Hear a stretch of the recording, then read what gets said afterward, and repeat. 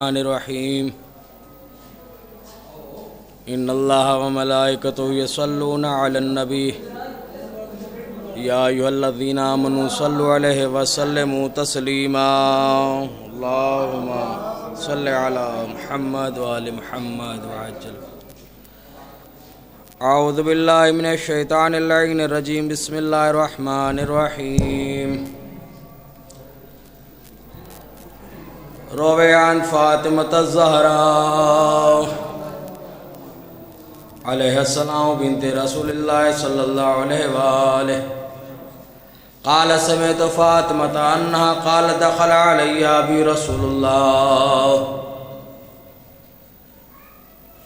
فی بعض الایام فقال السلام علیک یا فاطمة فقلت علیک السلام قال انی اجد فی بدن ضعفا فقلت اعوذک باللہ یا بتاؤ من الضعف فقال یا فاطمة ایتینی بالکساء الیمانی فغطینی بی فاتیتو بالکساء الیمانی فغطیتو بی وسرت انظر الیہ واذا وجهه یتلالہ کانہ البدر فی لیلۃ تمامہ فی لیلۃ تمامہ وکمالہ فما کانت الا ساعۃ واذا بولدی الحسن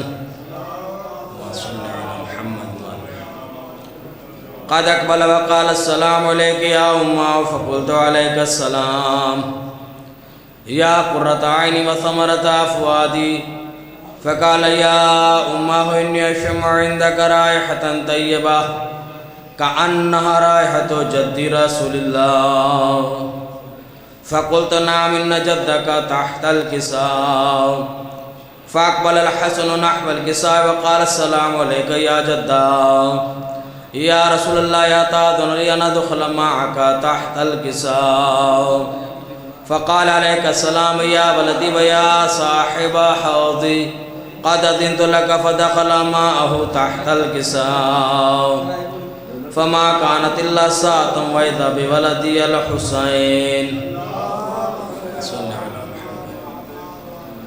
قد اقبل وقال السلام علیک یا امہ فقلت علیک السلام یا ولدی ویا قرۃ عینی وثمرۃ فؤادی فقال لی یا امہ انی اشم عندک رائحۃ طیبہ کأنها رائحۃ جد رسول اللہ فقلت نعم ان جدک واخاک تحت الکساء فادنا الحسین نحو الکساء وقال السلام علیک یا جدا السلام علیکم یا من اختار اللہ اتاذن لی ان ادخل معکما تحت الکساء فقال علیک السلام یا ولدی ویا شافع امتی قد اذنت لك فدخل معهما تحت الکساء فاقبل عند ذلك ابو الحسن علی بن ابی طالب اللهم صل علی وقال السلام علیک یا بنت رسول اللہ فقلت علیک السلام یا ابا الحسن ویا امیر المؤمنین فقال یا فاطمة انی اشم عندک رائحۃ طیبہ کأنها رائحۃ اخی وابن عم رسول اللہ فقلت نعم ها وما ولدیک تحت الکساء فاقبل علی نحو الکساء وقال السلام علیک یا رسول اللہ اتاذن لی ان اکون معکم تحت الکساء قال له علیک السلام یا اخی ویا وصی وخلیفتی وصاحب لوائی قد اذنت لك فدخل علی تحت الکساء ثم آتیت نحو الکساء وقلت السلام علیک یا بتاؤ یا رسول اللہ اتاذن لی ان اکون معکم تحت الکساء قال علیک السلام یا بنتی ویا بزعتی قد اذنت لك فدخلت تحت الکساء فلما اكتملنا جميعا تحت الكساء اخذ ابي رسول الله بطرف الكساء وأومى بيده اليمنى الى السماء وقال اللهم ان هؤلاء اهل بيتي وخاصتي وحامتي لحمهم لحمي ودامهم دمي يؤلمني ما يؤلمهم ويحزنني ما يحزنهم انا حرب لمن حاربهم وسلم لمن سالمهم وعدو لمن عاداهم محب لمن احبهم انهم مني وانا منهم فاجعل صلواتك وبركاتك ورحمتك وغفرانك ورضوانك علي وعليهم وأذهب عنهم الرجس وطهرهم تطهيرا.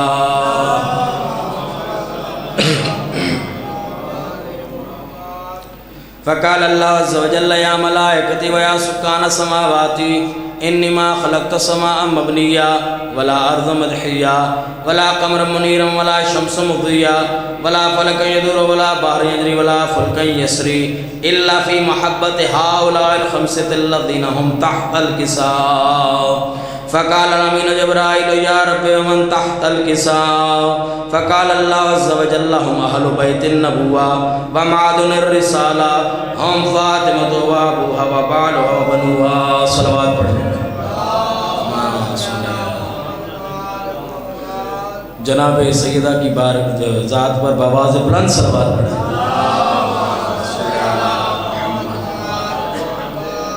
فقال جبرائيل يا رب أتأذن لي أن أهبط إلى الأرض ليكون معهم سادسا؟ فقال الله نعم قد أذنت لك. فهبط الأمين جبرائيل وقال السلام عليك يا رسول الله. على الأعلى يقرأك السلام ويخصك بالتحية والإكرام ويقول لك بعزتي وجلالي إني ما خلقت سماء مبنيا ولا أرض مدحيا ولا قمر منيرا ولا شمس مضيا ولا فلك يدور ولا بحر يجري ولا فلك يسري إلا لأجلكم ومحبتكم وقد آذن لي أن أدخل معكم فهل تأذن لي يا رسول الله؟ فقال رسول الله عليه السلام يا أمين وحي الله إنه نعم قد أذنت لك. فدخل جبرائيل معنا تحت الكساء فقال لي إن الله قد أوحى إليكم يقول إنما يريد الله ليذهب عنكم الرجس أهل البيت ويطهركم تطهيرا. صل على محمد وآل محمد.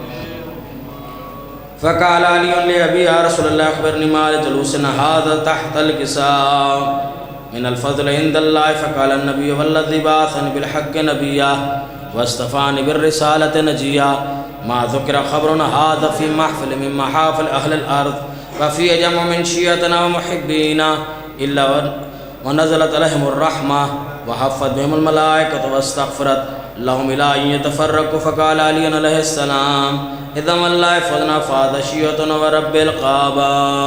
اللهم صل على محمد.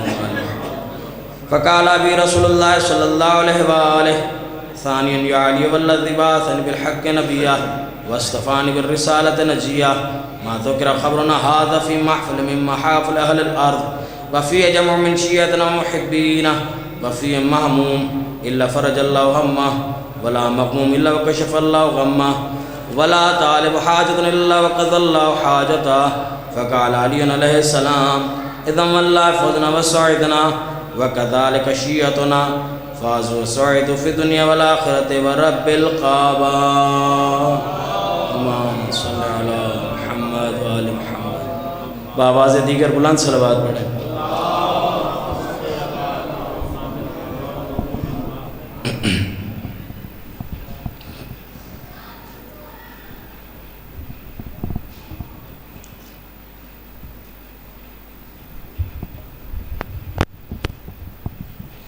بآواز بلند صلوات پڑھیں. اللهم صل على محمد.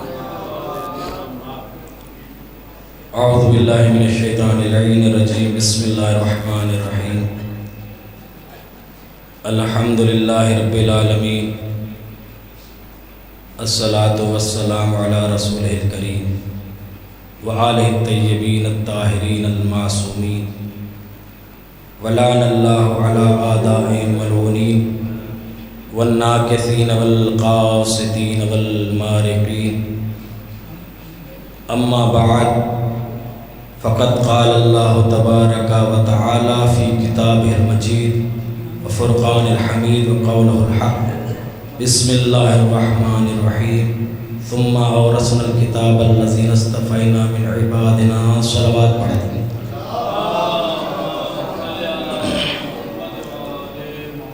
نعرہ تکبیر. کافی حضرات تشریف فرما ہے، کوشش کریں نعروں کا جواب بلند آواز میں دیں. نعرہ تکبیر. نعرہ رسالت، نعرہ حیدری، حسینیت، یزیدیت، بآواز بلند صلوات۔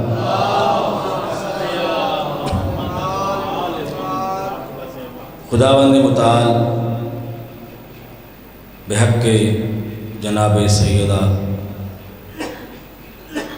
تمام مومنین مومنات جو بیمار ہیں ان کو صحت و تندرستی عطا فرمائے، بالخصوص ہمارے بزرگ چچا امتیاز حسین صدیقی کو مولا صحت و سلامتی عطا فرمائے، انہیں تندرستی عطا فرمائے، ان بزرگوں کا سایہ ہمارے سروں پر ہمیشہ سلامت فرمائے۔ مولا آپ جو حاضرین بیٹھے ہیں، مولا تمام کو تندرستی اور صحت عطا فرمائے۔ آپ کے گھروں میں کوئی بیمار ہے، رشتہ داروں میں، اور بالخصوص قانیان مجلس کے گھر میں اگر کوئی پریشان ہے، بیمار ہے، مولا صدقہ بیمار کربلا کا تمام کو صحت و سلامتی عطا فرمائے۔ جو جھولیاں بے آباد ہیں، صدقہ بی بی رباب کی جڑی جھولی کا تمام بھائیوں کی جو خواہش مند ہیں ان کی جھولیاں آباد فرمائے۔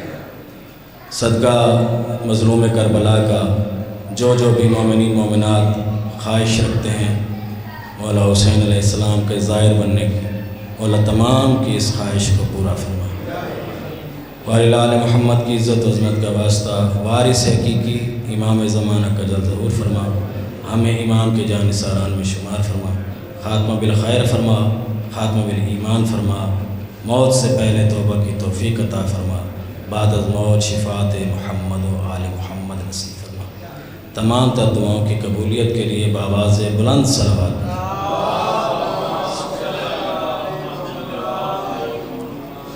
کوئی زیادہ لمبی چوڑی گفتگو نہیں، 5-7 منٹ اپنی حاضری۔ لاریب خدا بے عیب خدا، اگر تکلیف نہ سمجھے تو سامنے آ جائیں، تھوڑا سا آپ بھی آگے آ جائیں، بعض لوگ اگر پیچھے بیٹھ جائیں تو پھر مزہ نہیں آتا۔ لاریب خدا بے عیب خدا، لاریب نبی بے عیب نبی پر نازل کی جانے والی لاریب کتاب بے عیب کتاب میں اپنی زبان بے زبانی سے یہ ارشاد فرما رہا ہے، ثم اورثنا الکتاب الذین اصطفینا من عبادنا، ثم پھر اورثنا ہم نے وارث بنا دیا، ہم نے، یعنی اللہ فخر کر رہا ہے، ہم نے وارث بنا دیا، یعنی اللہ اپنی کتاب کا وارث بناتے ہوئے جن پر فخر کرے، اللہ جانے ان کی عظمت کیا ہوگی۔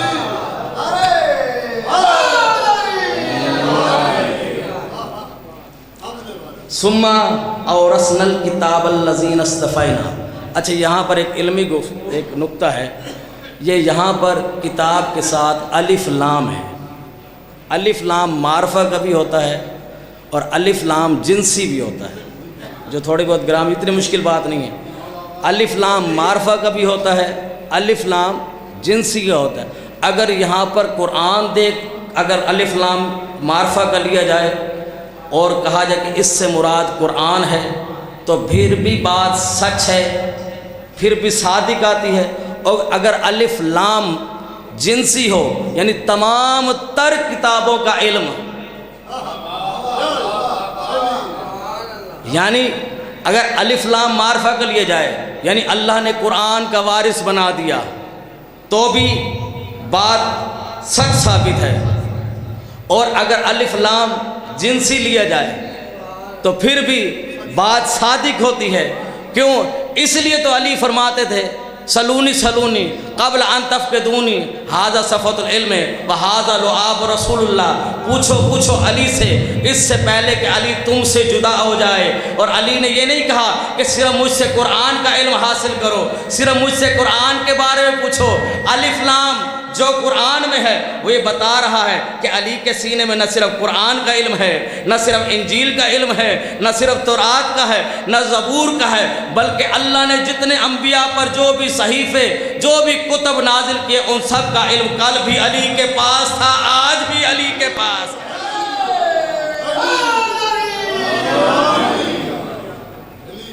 جو ہے علی فرماتے ہیں سلونی سلونی قبل ان تفقدونی، پوچھو پوچھو علی سے، علی سے پوچھو. یا علی آپ اتنا دعویٰ کرتے ہیں، علی سے پوچھو، علی سے پوچھو، اس سے پہلے کہ علی تم سے جدا ہو جائے. یہ علم لیا کہاں سے ہے؟ علی فرماتے سنا نہیں میں نے کیا کہا؟ ھذا لعاب رسول اللہ، ھذا لعاب رسول اللہ، یہ رسول خدا کے لعاب کا اثر ہے. جو رسول خدا کا لعاب چوستا رہا اور علم حاصل کرتا رہا، وہ کبھی نہیں کہتا کہ میں بھول جاتا ہوں. توجہ ہے؟ درود پڑھے بآواز بلند صلوات.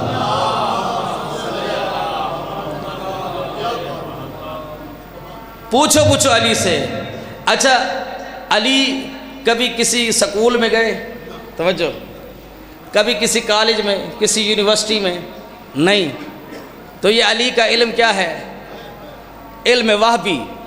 ایک ہوتا ہے علم کسبی، ہم دنیا میں آنے کے بعد علم حاصل کرتے ہیں، سکول میں جاتے ہیں، کالج میں جاتے ہیں، یونیورسٹیز میں جاتے ہیں، پڑھتے ہیں. جو پڑھتا ہے وہ علم حاصل کرتا ہے، یعنی وہ کچھ لکھنا پڑھنا جانتا ہے. جو نہیں جاتا وہ لکھنا پڑھنا نہیں جانتا، یعنی آئے گا اس کے لیے محنت کرے گا، کسب کرے گا، وہ علم حاصل کرے گا. یعنی ہمارا علم ہے کسبی، علی کا علم ہے وہبی. توجہ کیجیے گا، ہمارا علم کسبی. معلوم ہوا کہ جو، توجہ کیجیے گا، جو زبان رسالت سے سنتے رہے ان کا علم ہے کسبی.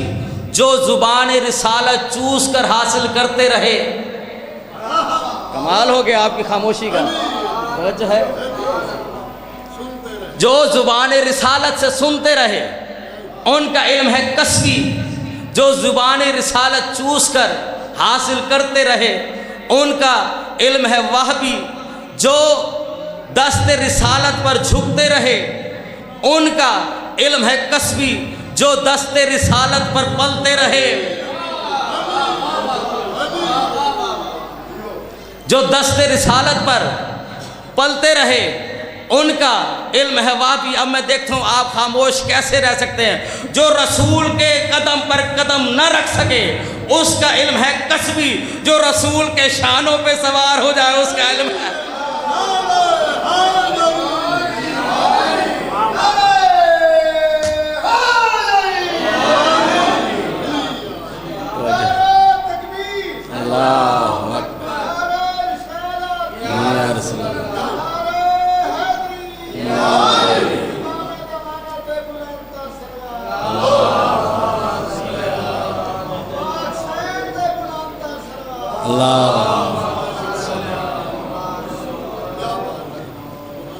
علی کا علم ہے وہبی.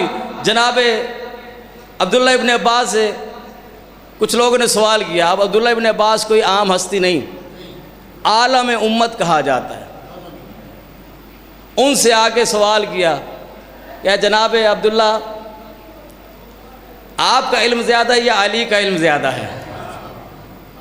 آپ کا علم زیادہ ہے یا علی کا علم زیادہ ہے؟ جناب عبداللہ ہنسنے لگے، مسکرانے لگے. کہتے ہیں جناب عبداللہ ہم نے آپ سے کوئی انوکھا سوال تو نہیں کیا، یہی پوچھا کہ آپ کا علم زیادہ ہے یا علی کا علم زیادہ ہے. جناب عبداللہ فرماتے میرے علم کے سامنے، یعنی علی کے علم کے سامنے میرے علم کی اوقات ہی کیا ہے. یعنی میرا علم علی کے سامنے ایسے کہ جیسے سورج کو چراغ دکھانا، سورج کو چراغ دکھانا. پھر جناب عبداللہ کہتے ہیں جو تاریخی جملہ ہے، جناب عبداللہ کہتے ہیں میرا علم ہی نہیں بلکہ تمام تر رسول کی امت کا علم اگر بند کر دیا جائے کوزے میں تو وہ ایک قطرہ ہے، اور علی کا علم سمندر ہے.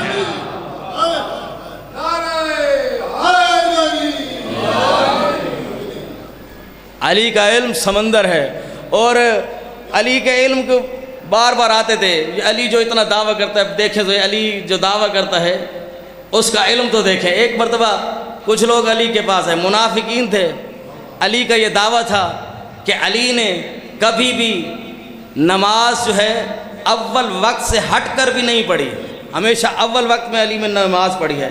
علی مسجد کے لیے نکلے، علی مسجد کے لیے نکلے نماز پڑھنے کے لیے، کچھ منافقین درمیان میں آ گئے، علی کو روک دیا، کہا یا علی آپ اتنا دعویٰ کرتے ہیں کہ ہر شے کا علم علی جانتا ہے، آپ سے یہ سوال کرتے ہیں، چھوٹا سا سوال ہے۔ علی فرماتے میں نماز پڑھنے جا رہا ہوں، فرمایا چھوٹا سا سوال ہے۔ اب ان کے ذہن میں تھا، جو سوال وہ پوچھنے والے تھے ان کے ذہن میں تھا اس سوال کا جواب کوئی بہت بڑا ہوگا۔ اب انہوں نے سوال کیا کہ یا علی ہمیں یہ بتائیں کہ اللہ کی اس کائنات میں جو اللہ نے مخلوقات پیدا کی ہیں، ہمیں یہ بتائیں کون سی اللہ کی مخلوق بچے دیتی ہے، کون سی انڈے دیتی ہے؟ توجہ ہے؟ کون سی مخلوق بچے دیتی ہے، کون سی مخلوق انڈے دیتی ہے؟ اب انہوں نے یہ سوچا تھا علی جب اللہ کی اتنی مخلوق ہیں، علی گنواتے گنواتے گنواتے شام ہو جائے گی، علی کے نماز کا وقت گزر جائے گا اور ہم کہیں گے دیکھو علی دعویٰ کرتے تھے، آج ہم نے علی کا دعویٰ رد کر دیا۔ اب انہوں نے سوال کیا، علی نے فرمایا یہ کوئی مشکل بات ہے، پھر دہراؤ اپنا سوال۔ یا علی یہی تو آپ سے پوچھ رہے ہیں کہ وہ کون سی مخلوق ہے کہ جو انڈے دیتی ہے، کون سی مخلوق ہے جو بچے دیتی ہے؟ علی آئے، مصلی پہ آ کے کھڑے ہو گئے، آ کر کھڑے ہو کر علی فرماتے ہیں کہ جاؤ اللہ کی کائنات کا جا کے مشاہدہ کرو، جس کے کان باہر ہوں وہ بچے دیتے ہیں، جن کے کان نظر نہ آئے وہ انڈے دیتے ہیں۔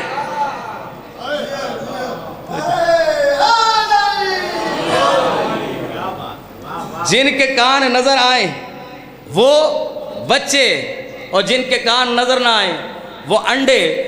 انہوں نے کہا پھر خود ہی کہہ دیا یا علی ہمیں گنوائیں تو صحیح۔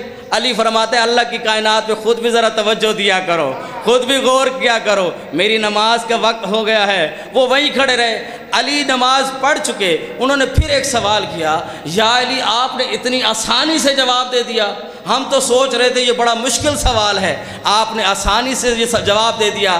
علی کے سامنے سے ایک بچہ گزرا جس کے ہاتھ میں سکہ تھا، سکے کو کبھی اچھالتا تھا کبھی ہاتھ میں پکڑتا تھا، اور کہتے ہیں کہ یا علی آپ نے یہ آسانی سے جواب دے دیا، اس کی کہ وجہ کیا ہے؟ علی فرماتے اس بچے کو دیکھ رہے ہو جس کے ہاتھ میں سکہ ہے، ہمارے ہاتھ میں بھی کائنات بالکل ایسے ہی ہے۔ جس کے ہاتھ میں، بچے کے ہاتھ میں جو سکہ ہے، اسی طرح کائنات ہمارے سامنے ہے۔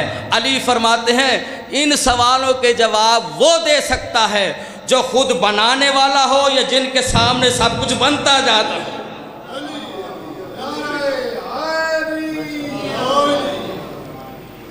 علی فرماتے ہیں ہم بنانے والے نہیں ہیں، لیکن جو کچھ وہ بناتا رہا ہماری آنکھوں کے سامنے بناتا۔ تو جو مقام علم علی کا ہے، جو مقام علم رسول کا ہے، جو مقام علم جناب حسن کا ہے، امام حسین کا ہے، ائمہ معصومین کا ہے، وہی مقام علم جناب سیدہ کا ہے۔ جناب سیدہ کا یہ علم تھا، مقام علم تھا۔ تو جب بچوں نے کہا تھا اماں آج عید کا روز ہے، ہمیں لباس چاہیے، بی بی نے یہ نہیں فرمایا کہ تمہارے لباس نہیں ہے، بی بی فرماتے تمہارے لباس درزی لے کر آ رہا ہے۔ اب وہ تو لایا تھا جنت سے اور بی بی بیٹھی تھی گھر۔ توجہ،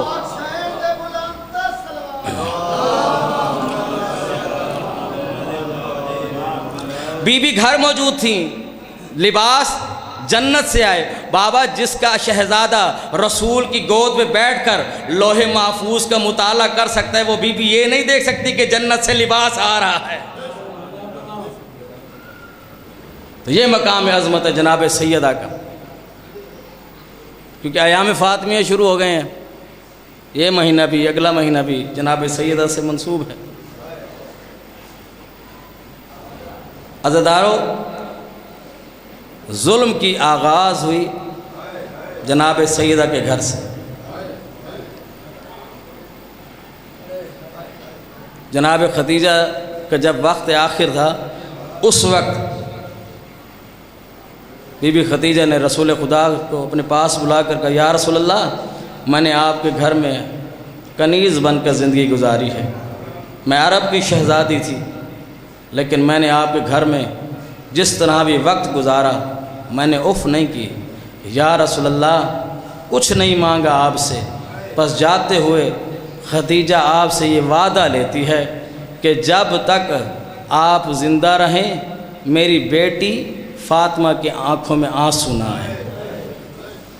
رسول نے کہا اے خدیجہ تجھ سے میں وعدہ کرتا ہوں جب تک میں زندہ رہوں گا تب تک بطول نہیں روئے گی، جب میں دنیا سے چلا جاؤں پھر وعدہ نہیں کرتا، پھر میں وعدہ نہیں کرتا۔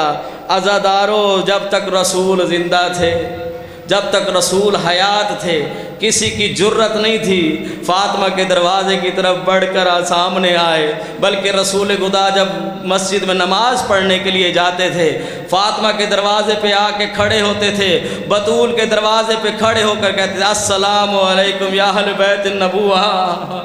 رسول کھڑے ہو کر سلام کرتے تھے اور رسول اس دروازے کی عظمت بتاتے تھے۔ اللہ جانے رسول کے بعد رسول کی امت نے وہ دروازے کی اس عظمت کیسے بھلا دی جس دروازے پر رسول رک جاتے تھے، جس دروازے پر آ کر ملائکہ رک جاتے تھے، جناب جبرائیل رک جاتے تھے، اسی دروازے پہ مسلمان جمع ہوئے رسول کی بیٹی کو رسول کا برسہ دینے کے لیے۔ عزادارو بلند آواز میں کہتے علی کو باہر نکالو نہیں تو دروازے کو آگ لگا دیں گے، علی کو باہر نکالو۔ جناب سیدہ دروازے کے اندر تھی، بی بی کے پیچھے ایک پتھروں کی دیوار تھی، بی بی نے کہا اے آنے والوں تمہیں معلوم نہیں یہ کون سا دروازہ ہے، اس دروازے کی عظمت کیا ہے؟ وہ کہتے جو عظمت ہے ہونے دو، ہمیں اس سے کوئی نہیں پرواہ۔ عزاداروں صرف انہوں نے کہا نہیں، لکڑیاں جمع کی، دروازے کو لکڑیاں جلانا شروع کی، لکڑیاں جلی، دروازہ جلنا شروع ہوا، دروازہ جلا، ایک ملعون نے دروازہ جلتے ہوئے دروازے کو دھکا دیا، جناب سیدہ دروازے کے نیچے، جناب سیدہ کے پیچھے پتھروں کی دیوار، بی بی پتھروں کی دیوار اور دروازے کے درمیان اس طرح پس گئی جس طرح دانا چکی کے پاٹ میں پس جاتا ہے۔ عزاداروں ایک مرتبہ بطول نے بلند آواز سے کہا فضہ جلدی مدد کو آؤ، اور میرا محسن شہید ہو گیا اور میری پسلیاں ٹوٹ گئی۔ عزادہ